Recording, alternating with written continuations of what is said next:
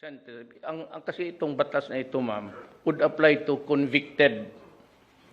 So, Yes. kung nasa preso yan sila ngayon, I understand 4 of them, high-profile criminals, foreigners, aliens, are still with they're being detained still by the immigration, which was really the correct,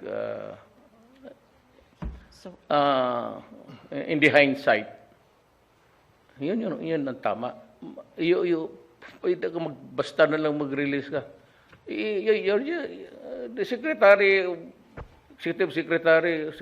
Justice, just i-call away. Ano ba ito dito masabi mo?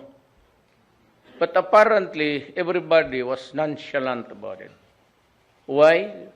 Because it was the practice. And why are we now here? Why? Because nobody really took notice of it. May batas. Ang batas na ito, equivocal. Basahin mo. Equivocal. Walang sinabi heinous crime. Recidivists or twice convicted. Pero yung exclusionary, yung exclusion sa Section 3, nandoon na sa Section 1. That should have put notice to everybody. Ang inuna na kaagad nung who are excluded. So yung statement sa Section 3, which is applied to all convicted prisoners, automatic na yun, common sense. Hindi mo na kaya,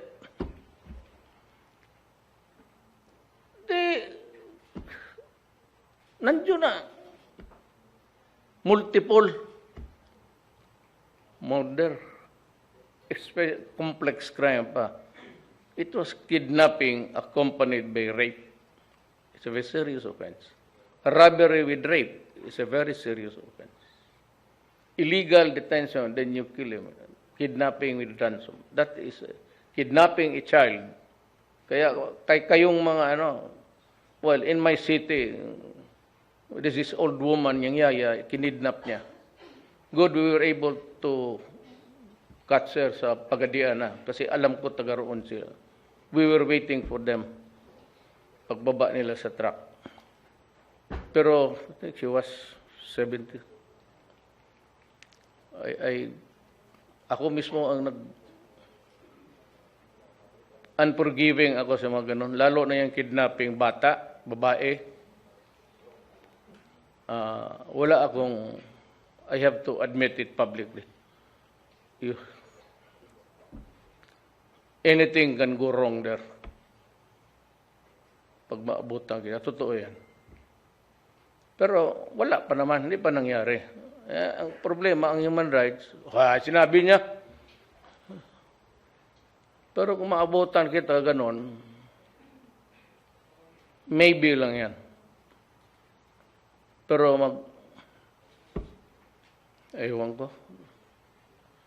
Sabi ni Trillanes, nagpatingin naman ako ng doktor. Okay man daw. Mainit lang ang ulo mo, pati ang bunganga mo, wayward. Pero sabi, yung who suggested you to see me? Trillanes, ayun, ang dapat. Siya papuntahin mo dito. sir, with this development, so ipupush niyo po ba yung reimposition ng death penalty? Yes, I've been insisting on that. Or would you rather na patayin kita? Kung hindi kita makuha sa kung hindi, if you are not put in a place where you can no longer harm anybody, isalvage kita. Punta ka na lang sa korte. At least electric chair doon. Or maybe death by hanging. Mas mura eh.